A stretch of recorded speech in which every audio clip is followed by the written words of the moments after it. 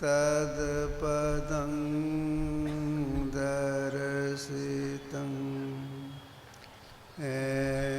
तस्मै श्रीगुरुवे नमः। नमो नमो सद्गुरु नमो जासमको नुआन परम पुरुष होते अधिक गावें संत सुजान। धन्य धन्य सतगुरु सुखदाय महिमा कही न जाए। जो कछु कहाँ तुमरी कृपा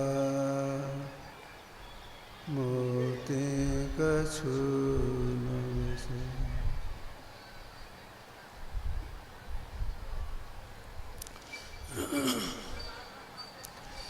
मुद मंगलमय साधु समाजे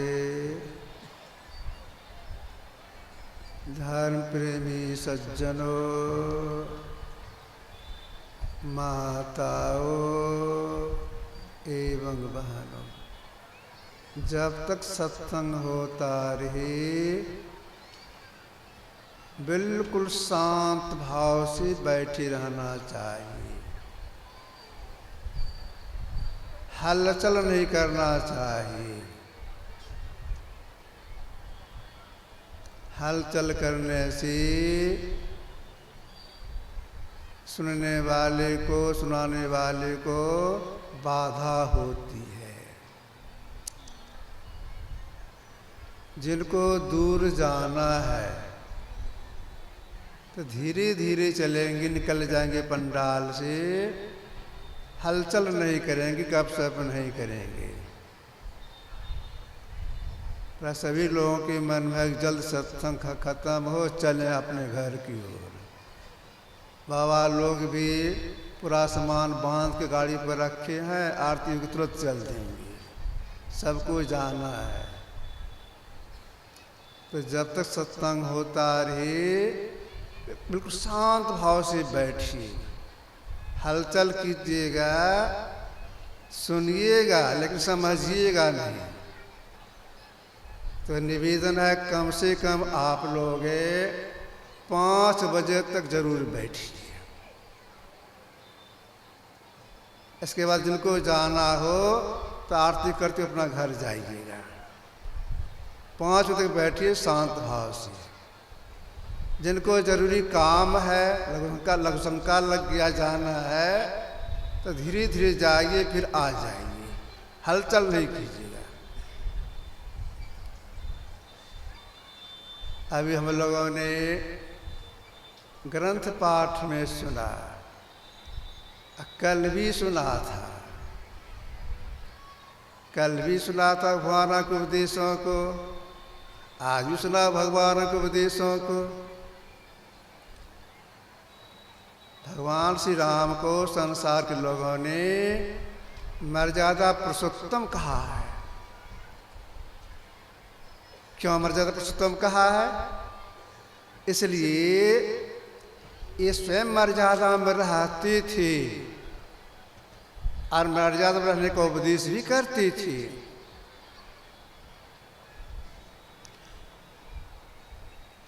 इनका उपदेश हम लोगों ने सुना।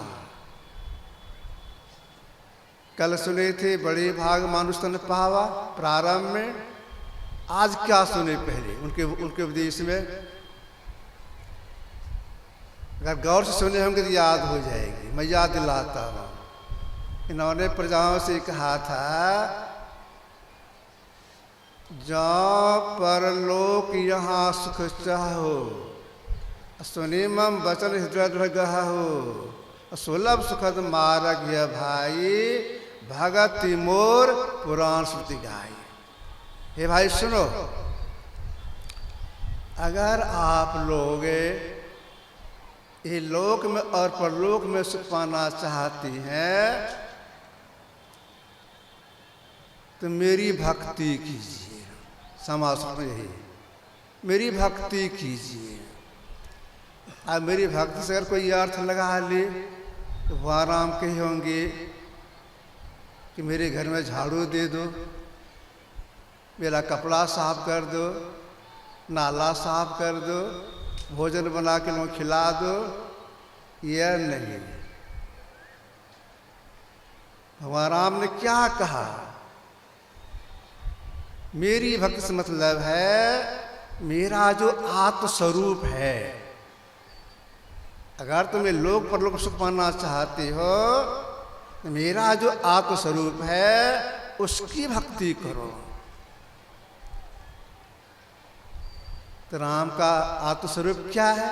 राम का स्वरूप क्या है? वाल्मीकि जी ने भगवान राम से ही कहा था,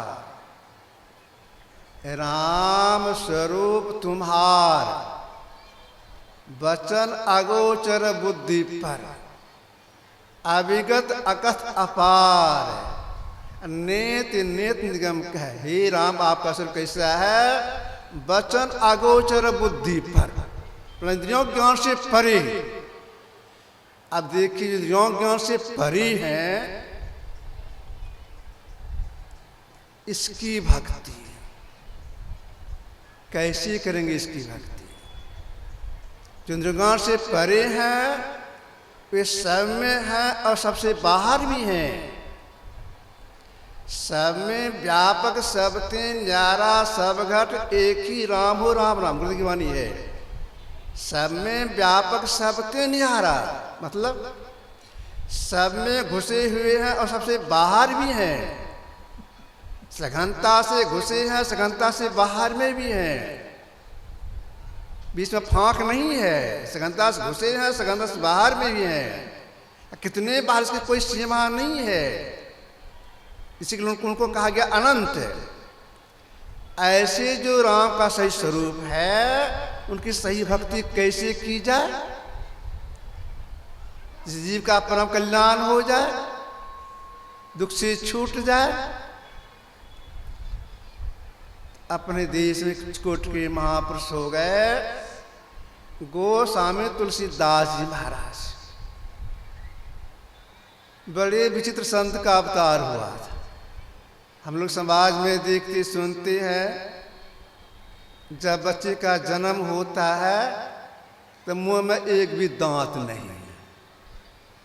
तुलसीदास जी को 32 दांत था। हम लोग समाज में देखते सुनते हैं, जब बच्चे का जन्म होता है तो बच्चा रोता है।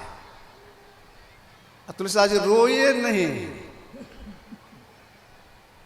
एक बार बोले राम, एक नाम का राम बोला भी है। न बड़े हुए, न हरिदास महाराज को गुरु बनाए, साधना किए, संत बन गए। तब इन्होंने कहा, क्या कहा? 3 अवस्था तजहु भजहु भगवंते। कैसा भगवंत? मान क्रम वचन अगोचर व्यापक व्याप अनंत। थोड़ी सी सारी बात कह दी। 3 अवस्था तजहु भजहु भगवंत। कैसा भगवंत? मान क्रम वचन अगोचर व्यापक व्याप अनंत। जो ज्ञान से परे है, सब में सबसे बाहर है। अगर इनकी भक्ति आप करना चाहते हैं, जिसे परम सुख की प्राप्ति हो जाएगी, तो क्या कहा? 3 अवस्था तजो, तब इनकी सही भक्ति प्रारंभ होगी।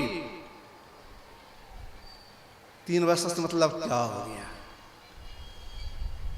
इसको त्यागने के लिए कहा, जो छोड़ो, और तब जब आगे बढ़ोगे 4थी अवस्था में सही भक्ति प्रारंभ होगी। हम जीव इस शरीर में रहते हैं, 24 घंटे रहते हैं। तीन जगह रहते हैं और तीन अवस्था में रहते हैं। बड़ी विचित्र बात है। शरीर में हम रहते हैं, 24 घंटे रहते हैं और तीन जगह रहते हैं और तीन अवस्था में रहते हैं। कैसे? तो देखिए, हम जीव जागृत अवस्था में ठीक दोनों भोग बीच में रहते हैं।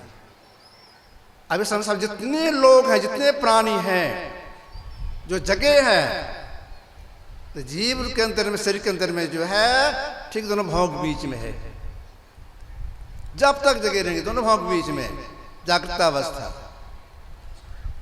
जब रात में खा पी के सोने के लिए जाते हैं तो दोनों भोग के बीच सरक करके नीचे आते कंठ में, स्वप्नावस्था, स्वप्न देखते हैं। इसके बाद बेहोश हो जाते हैं, सुषुप्ता अवस्था, गर्भित अवस्था। इसमें कहाँ चले जाते हैं? छाती में। तुलसीदास जी कहना है कि जो परमात्मा इंद्रियों ज्ञान से परे हैं, सब में सबसे बाहर हैं, जिसे कहीं खाली नहीं है, कार सही भक्ति उनकी करना चाहती हैं, आप सुषुप्त अवस्था में नहीं जाएं, मतलब छाती में नहीं जाएं। दोनों कंठ के बीच में आप नहीं रहें, स्वप्नावस्था में आप नहीं रहें। और अभी जो जागृत अवस्था दोनों भोग बीच में है, इसमें भी नहीं रहें। तब किधर जाए? चौथी अवस्था प्रवेश करना पड़ेगा। अब आपकी चौथी अवस्था कहाँ से प्रारंभ होता है, उसकी समाप्ति कैसे होती है, उसमें प्रवेश कैसे करेंगे? देखिए, चौथी अवस्था का नाम है तुरीक अवस्था। इसका प्रारंभ दोनों भोग के बीच में एक स्थान का नाम है आज्ञा चक्र। जब जीव यहां पहुंचता है सिमट करके, तो आज्ञा मिल जाती है, अब तुम आगे जा सकते हो। इस नाम ही पड़ गया आज्ञा चक्र। आज्ञा चक्र से तुरीय अवस्था प्रारंभ हो जाती है। इसकी समाप्ति कैवल्य में जाकर के स्थूल, सूक्ष्म, कारण, महाकारण और कैवल्य, कैवल तक तुरीय अवस्था है। हम जी को जाना कहाँ है? कैवल्य के पार, तब परम कल्याण होगा। यह तो बहुत दूर की बात नहीं है, विचारना इतना ही है।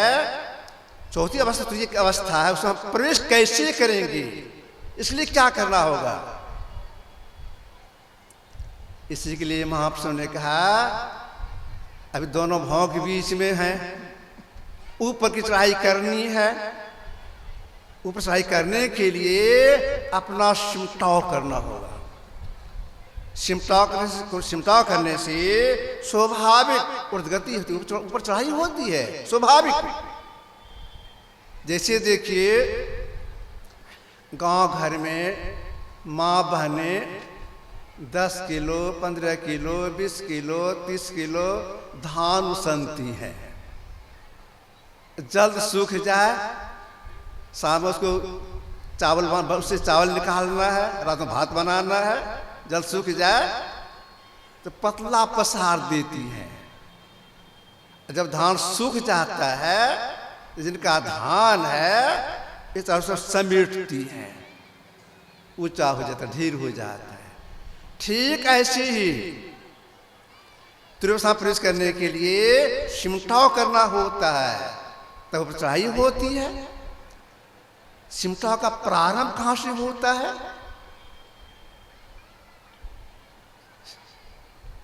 सिमटाव का प्रारंभ होता है एक नाम के जप से। कौन सा नाम? दादू सृजनहार के केते नाम अनंत। सृजन परमात्मा बहुत से नाम है, अपने से जपेंगे सिमटाव होगा? नहीं होगा सिमटाव। गुरु के पास जाना होगा, वे बताएंगे इस नाम को जपिए, इस तरह से जपिए। उनके बताए अनुसार उस नाम को जपेंगे तो सिमटाव होगा।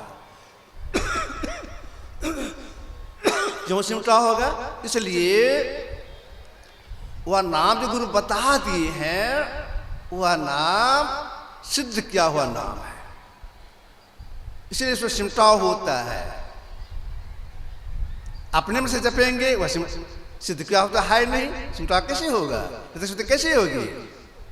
तो गुरु का दिया हुआ मंत्र होता है, वह सिद्ध क्या होता है? अपने सिमटाव होता है। गुरु का जो मंत्र होता है उसका कीमत कोई लगा नहीं सकता है। एक शब्द शिष्य को जो गुरुदेव बताए, धरती पर द्रव नहीं जो देकर ऋण उतरा, इतना कीमत का मंत्र है। इतना कीमत क्यों बताया? इसलिए उस मंत्र को जपने से ही हृदय शुद्धि होती है। और क्या होता है? जपा सिद्धि प्राप्त हो जाती है। और क्या होता है? परमात्मा अनुभूति भी हो जाती है। इसलिए इस मंत्र को बहुत कीमत का बताया गया है। क्या परमात्मा अनुभूति हो जाती है? सिमरन तभी जानिए राम राम धुनि होय, कुंज कमल में बैठ के माला फेरी सोय।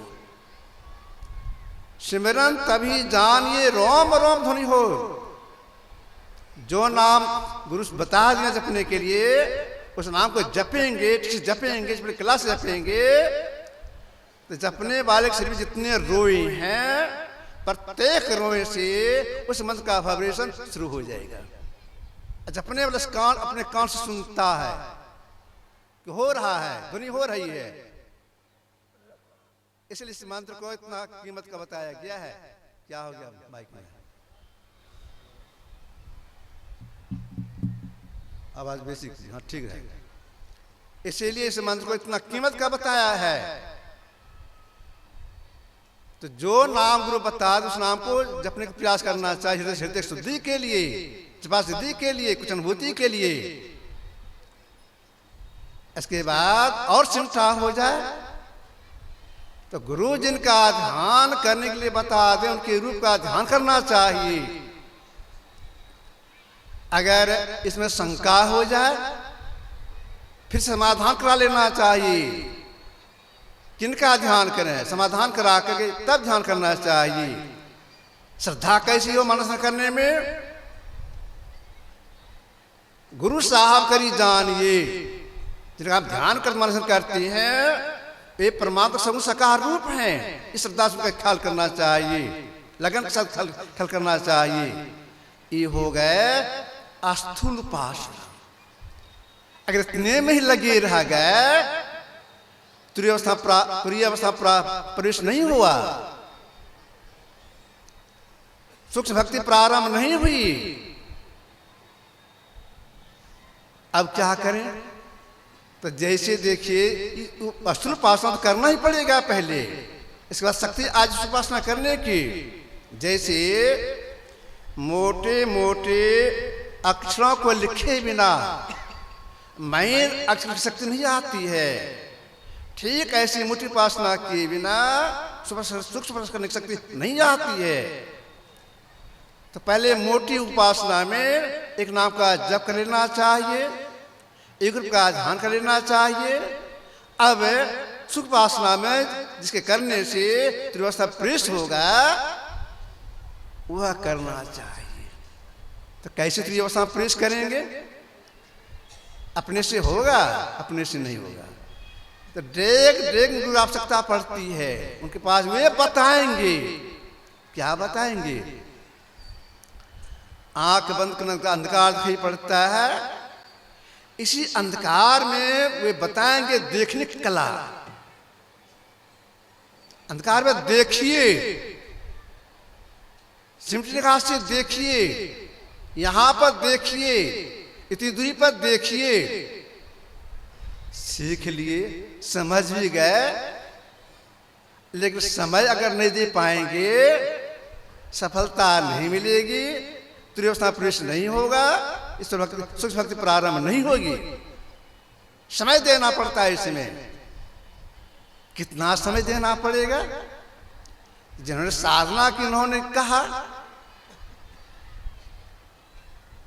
उच्च कोटि के महापुरुष हो गए संत कबीर साहब। ये रामानंद स्वामी के शिष्य थे, काशी में रहते थे।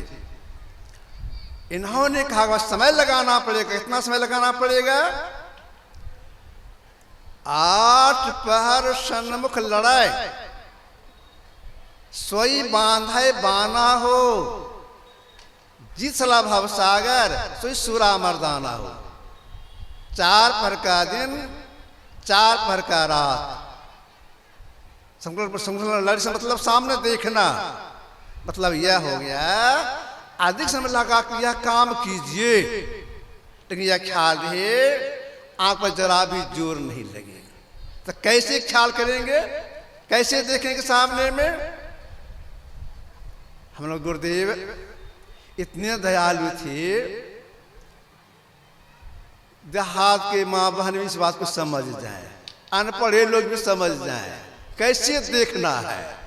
इन्होंने कहा टकवा ताकन दियो बताई, तिलखरी तिमिर फटी।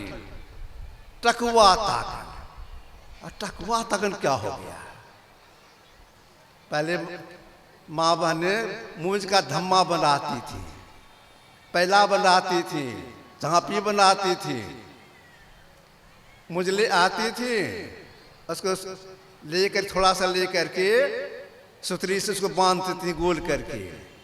बाजार से खरीद के लाती टकुआ, जो नोकदार होता लोहे का, काठ का बेंट, पहले बांध देती मूंज को गोल करके। अब डलिया बनाना है, धम्मा बनाना है, पैला बनाना है, झांपी बनाना है, तो वो सीधा भोंकती थी, उस मूंज पूंज में सीधा भोंकती थी। छेद होता था, दूसरा मूंज को घुसा करके ऐसे उसको घुमा के बांधती थी, फिर उसके बगल में सीधा भोंकती थी टकुआ को। छेद होता था, उसको घुमा के बांधती से डलिया तैयार कर लेती थी। एक गुरुदेव समझा रही हैं कैसे देखना है अंधकार में। टकुआ ताकन, सीधा देखो, सिमटी निगाह से देखो, टिकला के देखो, समला करके देखो। तो देख देखते क्या होता है? देखिए, ये जो दिशधार है समुद्र रेखा में चलती है। जैसे देखिए हम लोग यहां से सूरज को देख लेते हैं, दिशा सटती है? नहीं सटती है। रात में ताराओं को देखते हैं, उसको ऊपर भी देख लेते हैं, तो सटती है? नहीं सटती है। क्यों? समुद्र रेखा में चल रही है। देखे क्लास अगर देखेंगे, सिमटी निगाह से देखेंगे, देखते देखते अपने दिशधार टकरा एक हो जाएगी। कितनी दूरी पर? अगर देखने क्लास से देखेंगे तो यह काम हो जाएगा। इसकी दूरी क्या है? तो गुरुदेव दूरी बता दिए हैं। क्या बता दिए हैं? गंग जमुन सरस्वती संगम पर संध्याकृत भाई, दृष्टि जुगल कर अंगुल द्वादश पर। 2 और 10 12 एक बित्ते। हम साधक काम है केवल सामने देखना, जिसे बताया देखने के ठीक वैसे देखना। देखते देखते अपने आप 12 अंगुल जाकर टकराती है, एक होती है। वो माप है 12 अंगुल, 12.25 अथवा 12 टकराती है और एक होती है। जिसे टकराती है एक होती है, क्या हो जाता है?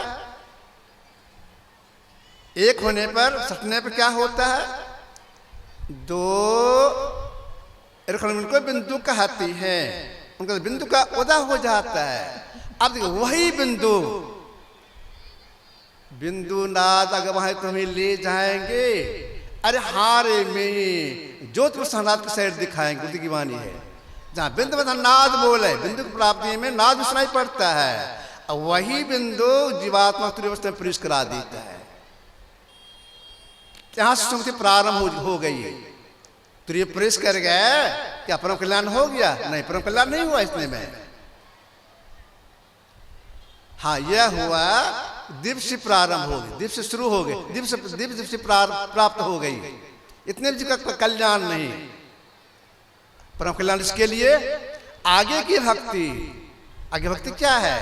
इसी को महापुरुषों ने कहा नादानुसंधान, नाद की खोज। नाद में शब्द की खोज। किस शब्द की खोज? साधु शब्द साधना कीजिए, जिससे प्रकट भाई सब सोई शब्द कहा लीजिए। जिस सारी सृष्टि में शब्द को खोजिए, पकड़िए। कैसे होगा? अपने से होगा? अपने से नहीं होगा। डेग गुरु की आवश्यकता पड़ती है। गुरु बताएंगे वह शब्द ऐसा है, इधर से आ रहा है, उसको सुनने का प्रयास करेंगे। अगर वह शब्द पकड़ा चला गया गुरु की दया से, परिणाम क्या होगा? इसका परिणाम यह हो जाएगा, जिस क्षण उसकी प्राप्ति होती है उसी क्षण भीतर की जो 4 इंद्रियां हैं, मन, बुद्धि, चित्त, अहंकार, जो सदा का संगी कहा गया है, हे मनोत सदा का संगी, यह छूट जाता है।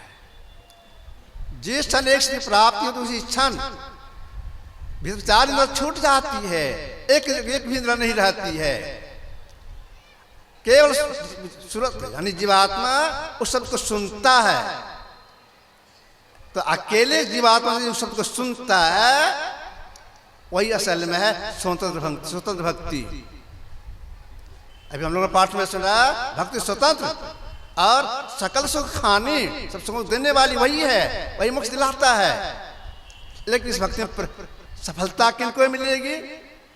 तो वहां राम ने कहा और तुम सभी कहो कर जोड़, शंकर बिना न भक्ति न पावे मोर। पहले किरण को जोड़िए, तब वो भक्ति आप कर सकते हैं, अन्यथा नहीं कर सकती हैं, सुन भक्ति कर सकती हैं। तो किरण को जो जोड़ते हैं, एक कर लेते हैं, ये अपने अंदर बिंदु को देखते हैं, नाद को सुनते हैं, आगे बढ़ते हैं। एक शब्द की खोज जब हो जाती है, जिसका परम कल्याण होता है। यही भगवान राम ने प्रजा के माध्यम से कहा था, शुद्ध भक्ति कीजिए। शुद्ध भक्ति करने के लिए अलग हो जाइए। उनके साथ में जो भक्ति की जाती है उसको आप सबका परतंत्र भक्ति कहा है। एक नाम का जप करते हैं, इंद्रियों के साथ में करते हैं, यह परतंत्र भक्ति है। मानस स्नान करते हैं, परतंत्र भक्ति है। जो क्रिया करते हैं, परतंत्र भक्ति है। जिस सब साधना तो है परतंत्र भक्ति है, लेकिन जिस क्षण की प्राप्ति होती है वही है स्वतंत्र भक्ति। यही काम के लिए भगवान श्री राम ने कहा था, इसको सफलता मिल जाए, इसके लिए जितने भी महापुरुष हो गए हैं, जितना सदग्रंथ लिखा गया है, सबके ईश्वर में कहना है भाई इसके लिए सदाचार, शिष्टाचार, सुचाचार पालन करना पड़ेगा। सदाचार पंचपाप का त्याग, शिष्टाचार में अपने से बड़ों का सम्मान करना।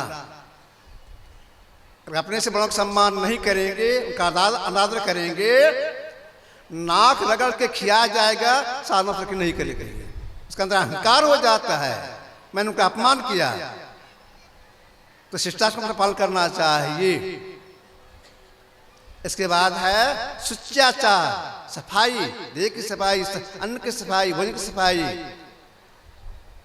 तो तीनों को अपनाना चाहिए, सदाचार, शिष्टाचार और सुचाचार। तीनों को अपनाते हुए समय बैठ के ध्यान करना चाहिए। समय पर किस किस में करना चाहिए? ब्रह्म मुहूर्त में, दिन में स्नान करने के बाद तुरंत संध्या काल में, त्रिकाल संध्या है। हम लोग वैदिक हैं, वैदिक में त्रिकाल संध्या है, त्रिकाल संध्या करना चाहिए। जो त्रिकाल संध्या करते हैं उनके गुरु की दया होती है, और गुरु की दया से ही वो अजी अपने अंदर में प्रवेश करता है, इंद्रियां छूटती है, और गुरु की दया से ही उनका परम कल्याण हो जाता है। इसलिए हर समय अपने गुरु को याद करते रहना चाहिए, उनके शरण में रहने का प्रयास करना चाहिए। लंबी आयु हो जाने पर भी गुरु की शरण नहीं छोड़नी चाहिए। यावत कल्पांत को देहास तावत गुरु स्मृत गुरुलोपो न कर्तव्य स्वच्छंद जुआ भवित। भगवान शिव ने पार्वती से कहा था, यावत कल्पांत को देहास, हे देवी सुनो, यह देह कल्प के अंत तक रहे, साधना करके मोक्ष की प्राप्ति भी हो जाए, फिर भी गुरु शरण नहीं छोड़नी चाहिए। क्योंकि गुरु की कृपा से लंबी आयु हुई है, अनेक कृपा से मोक्ष की प्राप्ति हुई है। इसलिए हर समय गुरु शरण में रहने का प्रयास करना चाहिए। यह जानकारी कहाँ मिलती है? यह जानकारी सत्संग से प्राप्त होता है। सत्संग कहा गया ज्ञान यज्ञ। पहले के राजा महाराज लोग अश्वमेध यज्ञ, वाजपेयी यज्ञ का यज्ञ करते थे। संस्कार पड़ता था स्वर्ग में जाने का। कल और यह सत्संग है, सत्संग हुआ, उसका कहा यह है ज्ञान यज्ञ। इस ज्ञान यज्ञ को जो करते हैं, जो सब प्रदान करते हैं, बहुत उनका भागी बनते हैं। इस ज्ञान यज्ञ के संस्कार से उनका कल्याण होता है, का जीवन को शास्त्र माना गया है। तो कल और सत्संग में जो सहयोग प्रदान किए हैं, तन से, मन से, धन से या वचन से ही बहुत उनका संचय किए हैं। फिर भी मैं गुरुदेव से प्रार्थना करता हूँ सबों का अद्भुत विकास हो, भौतिक उन्नति हो। श्री सद्गुरु महाराज की जय। अभी हम लोग पूज्यपाद के मुखारबिंद से बड़ी सुंदर ढंग से भक्ति के प्रारूप का श्रवण कर रहे थे। निवेदन है कि हमारे बीच गायक उपस्थित हैं, निवेदन है कि एक आप जो है सो गायन जो है सो प्रस्तुत करें।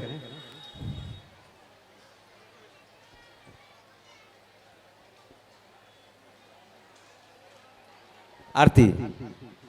तो धन्यवाद ज्ञापन।